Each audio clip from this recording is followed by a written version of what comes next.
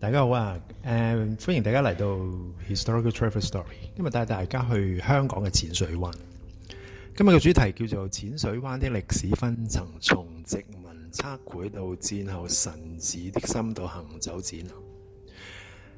現時嘅淺水灣時時都會俾大眾媒體咧貼上浪漫啦、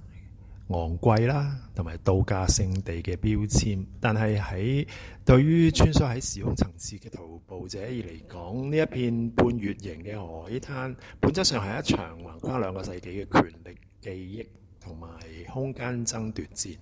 佢唔單單係大英帝國擴張嘅測繪坐標，亦都係巴格達猶太財團建構嘅歐洲飛地。更加係第二次世界大戰太平洋戰爭之中血腥嘅防禦節點。而家等我哋以空間連續性嘅視覺去觀察，我哋會發現淺水灣嘅地景並唔係靜止嘅，而係由多層歷史敘事堆疊而成。呢個係一場關於去本地化同埋再本土化嘅拉鋸。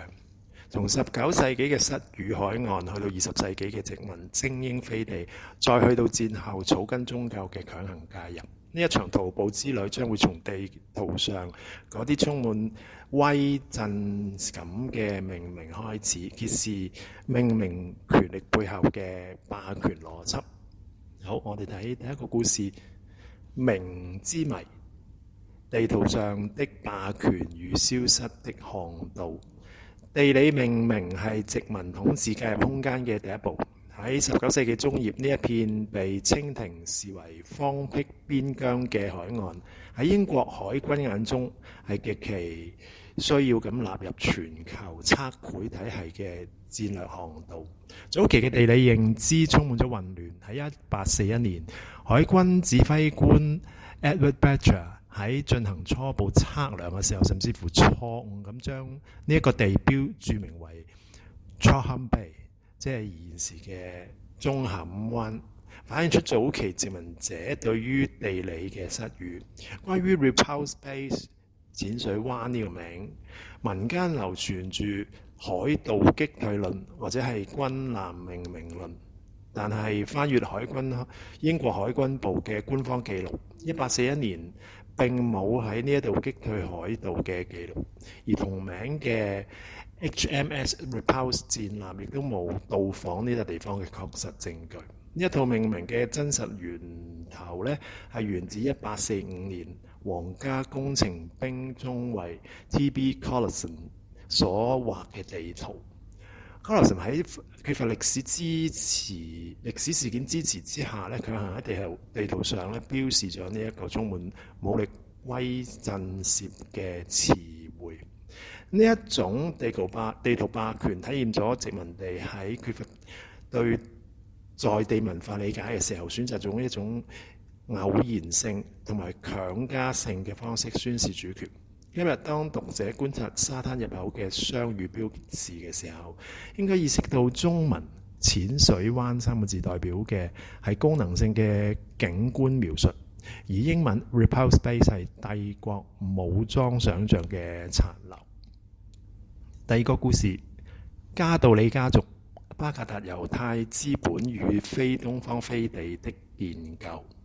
隨住地理坐標嘅確立，20世紀初嘅淺水灣轉變成為殖民精英逃避市區瘴氣嘅物理隔離區。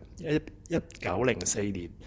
山頂區保護條例確立嘅種族空間分界背景之下，嚟自巴格達嘅猶太離散族群加道里家族睇準咗南區作為文明改造嘅實驗場嘅潛力。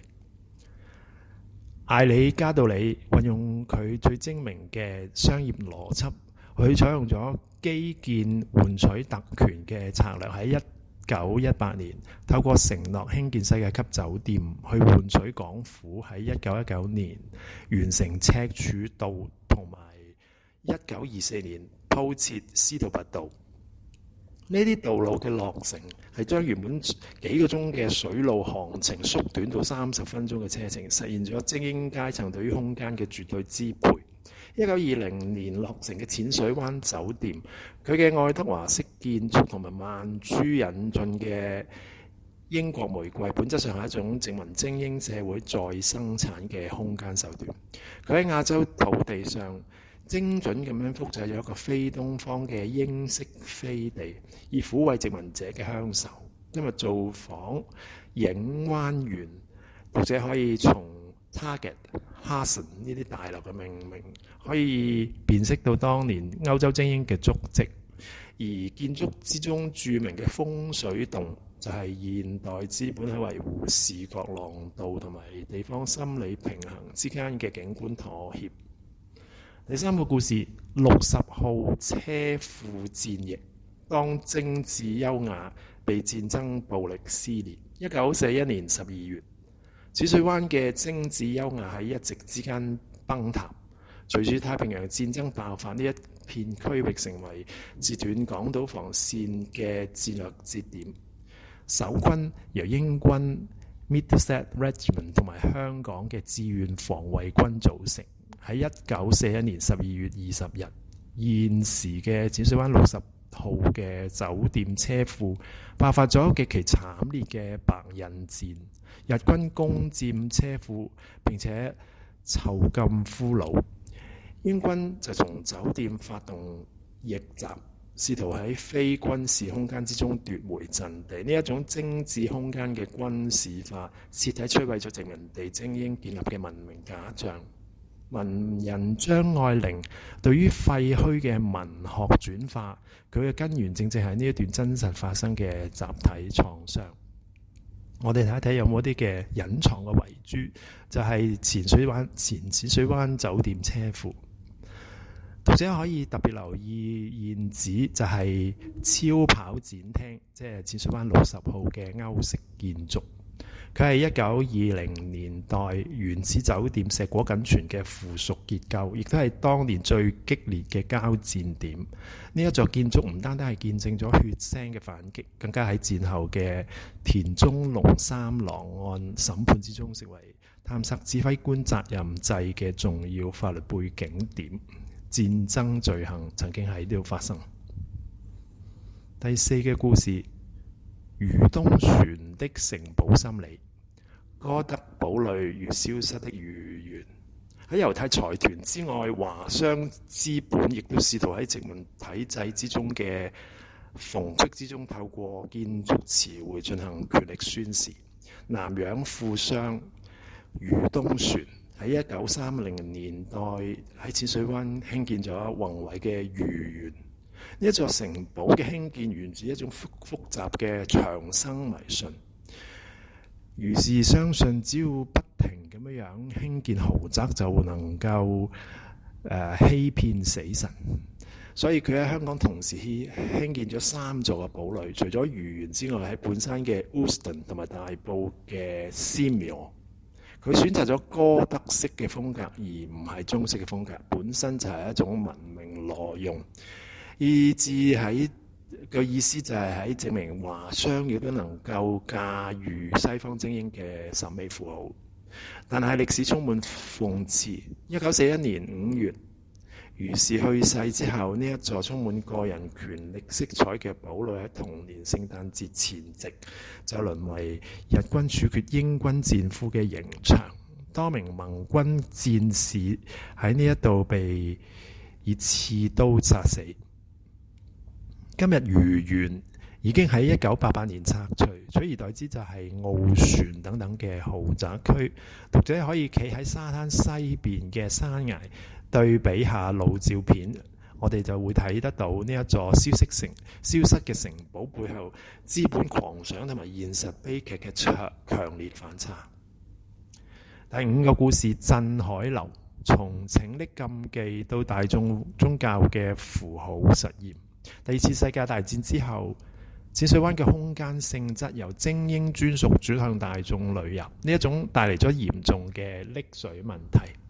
1970年代，淺水灣東端出現咗神像群，即係鎮海樓公園，實際上係一次極其洞察力嘅社會心理工程。當時本地漁民因為忌諱而唔願意拯救遇溺者，香港拯溺總會就採取咗功能主義式嘅神明信仰策略，將天后重新定義為中國沿海拯溺之神。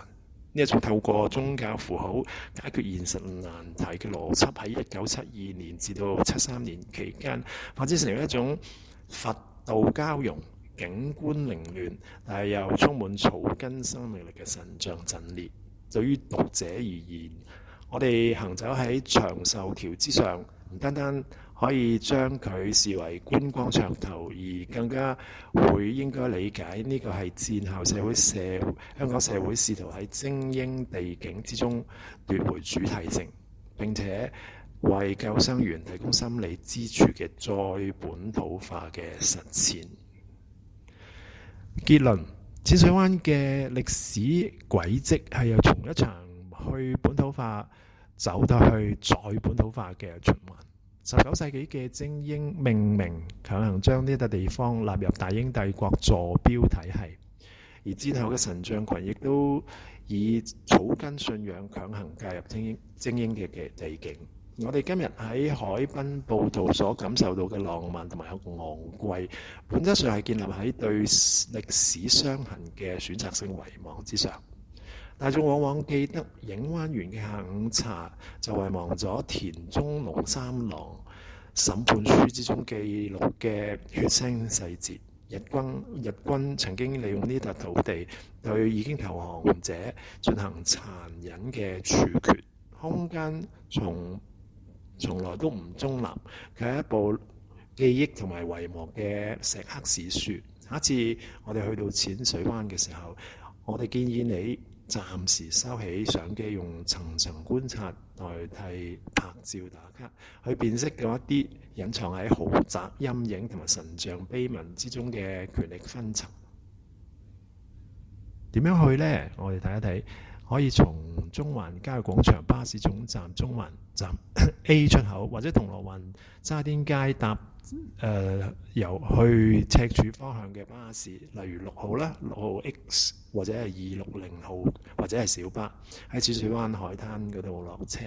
推薦嘅住宿喺影灣園保留咗一部分歷史酒店嘅建築與佢嘅露台餐廳，適合喺下晝之後感受20世紀精英社交氛圍。附近有啲咩？如果體力係容許嘅話，可以沿住海濱長廊行到去舂坎角，觀察第2次世界大戰嘅海岸炮台遺跡，進一步延伸關於南區防線嘅歷史探索。好啦，今日去到呢度，多謝大家收聽，歡迎大家繼續訂閱 Historical Travel Story。拜拜。